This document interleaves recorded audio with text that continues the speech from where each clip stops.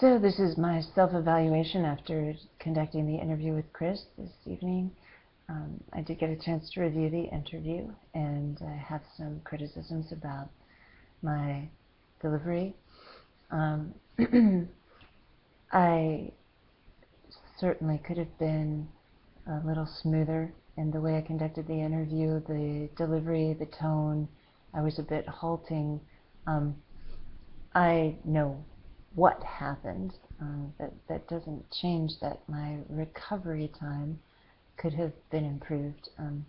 When we began the interview, I was a little thrown by the fact that I realized we were not discussing an object of significance so much as an activity of significance. So the questions I had prepared were slightly not inappropriate, but they couldn't elicit exactly the flow that they would have had we been discussing the topic that I thought we were going to be talking about. So when I realized that we weren't talking about an object of significance, that the basketball was just kind of like one of many basketballs and it's basketball that was significant, I got a little nervous. And so in compensation, I can see how that manifested. I was a little bit halting.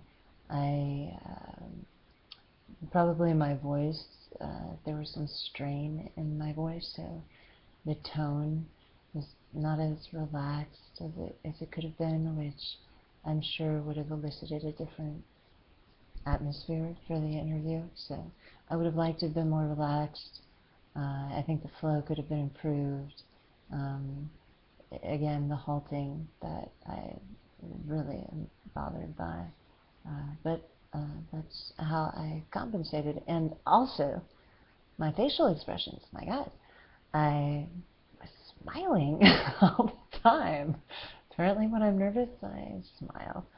So that again was, I think, a flaw in the interview. It could have been worse. I could have been frowning or looking anxious or upset.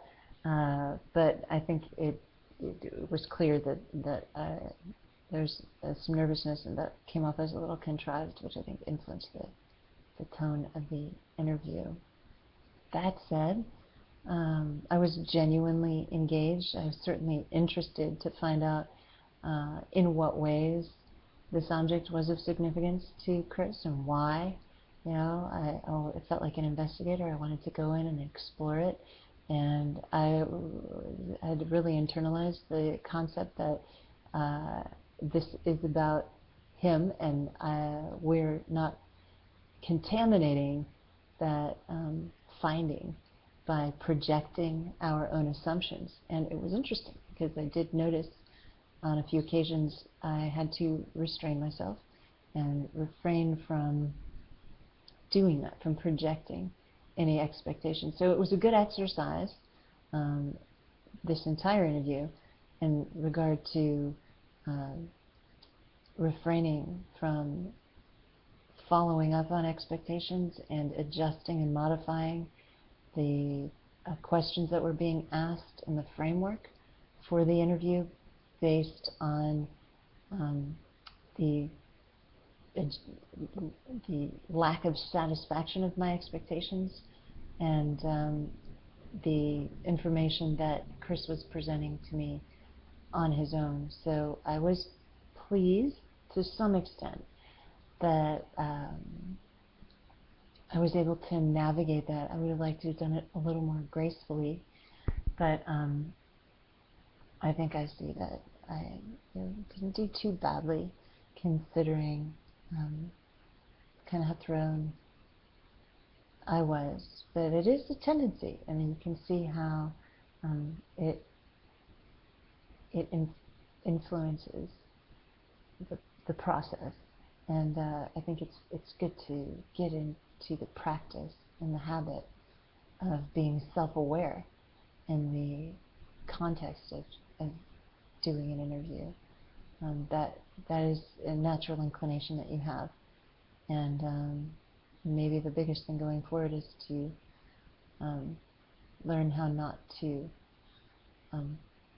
allow any expectations for where the interview is going to go to influence how I'm structuring the interview. That said, I think I did a relatively decent job of refraining from projecting.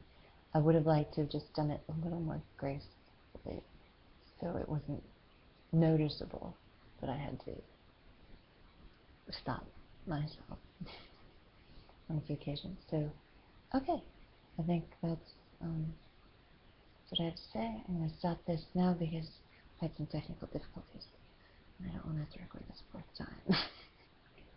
Bye.